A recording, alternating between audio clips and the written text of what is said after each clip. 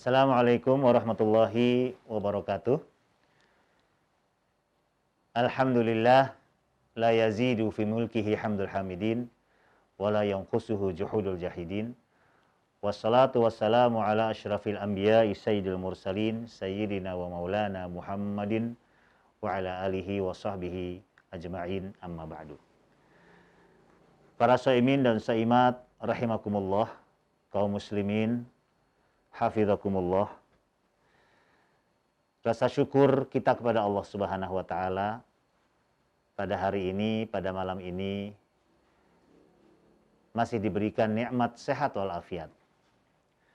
Mudah-mudahan nikmat sehat afiat ini kita bisa buktikan dengan rasa syukur kita pada Allah Subhanahu wa taala, yaitu menempatkannya, menggunakannya untuk hal-hal kebaikan.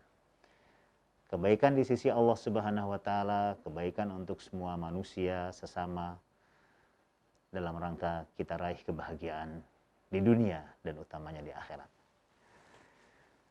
Ramadan disebut sebagai Syahrul Quran. Kenapa? Karena di bulan Ramadan inilah Allah Subhanahu wa taala menurunkan Al-Qur'anul Karim. A'udzubillahi minasyaitonirrajim. Inna anzalnahu fi lailatul qadar.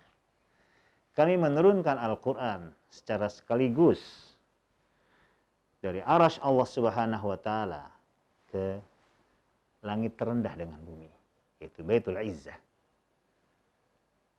pada malam Lailatul Qadar. Lailatul Qadar terjadi di bulan Ramadan, sebagaimana dalam pembahasan-pembahasan yang sudah kita dengar dari kajian-kajian tausiah para ulama kita.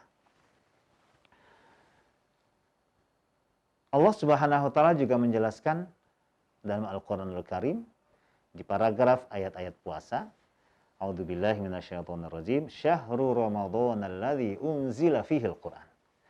Bulan Ramadan ini diturunkan Al-Qur'an oleh Allah Subhanahu wa taala. Dalam ayat ini pula Allah menjelaskan bahwa fungsi utama daripada Al-Qur'an diturunkan adalah hudal linnas.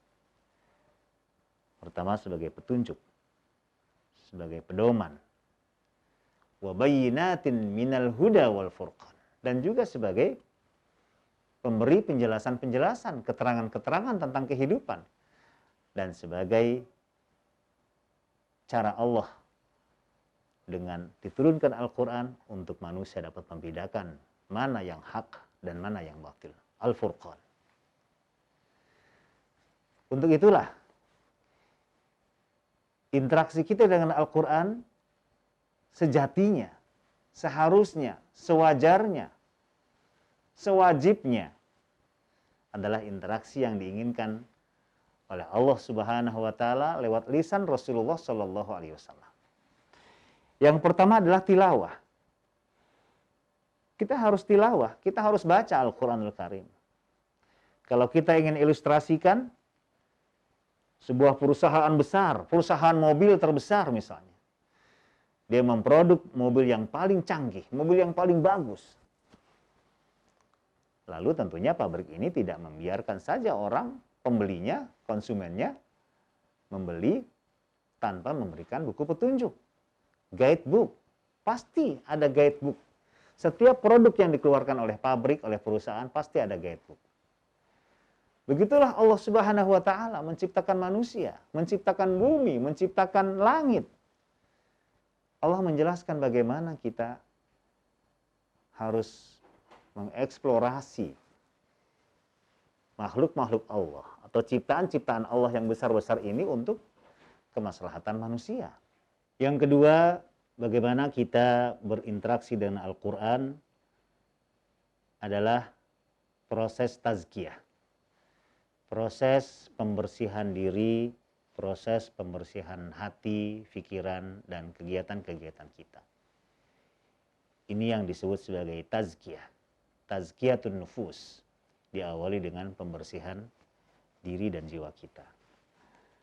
Untuk itulah Rasulullah Shallallahu alaihi wasallam memberikan dorongan motivasi kepada kita semua bahwa Al-Quran ketika kita baca dengan baik, Al-Quran ketika kita bisa tadabbur dengan baik, dia akan menjadi syafaat kita nanti di hari akhirat.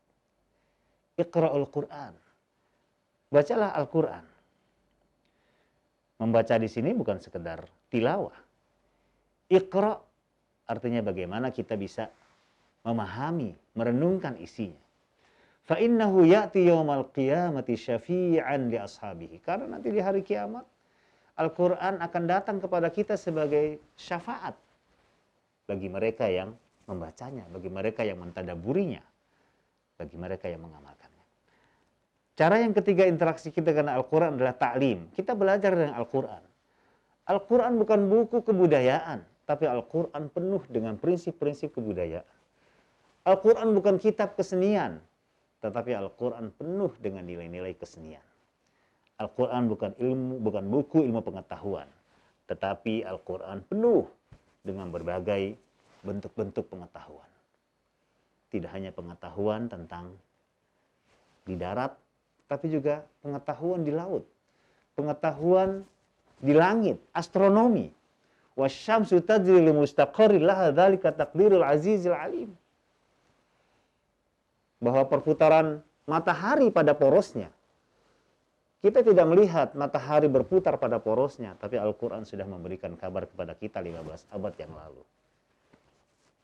Barulah setelah itu manusia peradaban ini memahami bahwa matahari berputar pada porosnya. Itulah pengetahuan yang diajarkan oleh Al-Quranul Karim.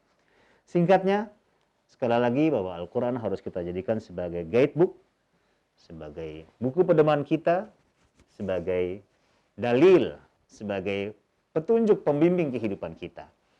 Agar kita selamat, agar kita bahagia di dunia dan di akhirat. Aqulu qouli hadza wa astaghfirullahal azim. Wassalamualaikum warahmatullahi wabarakatuh.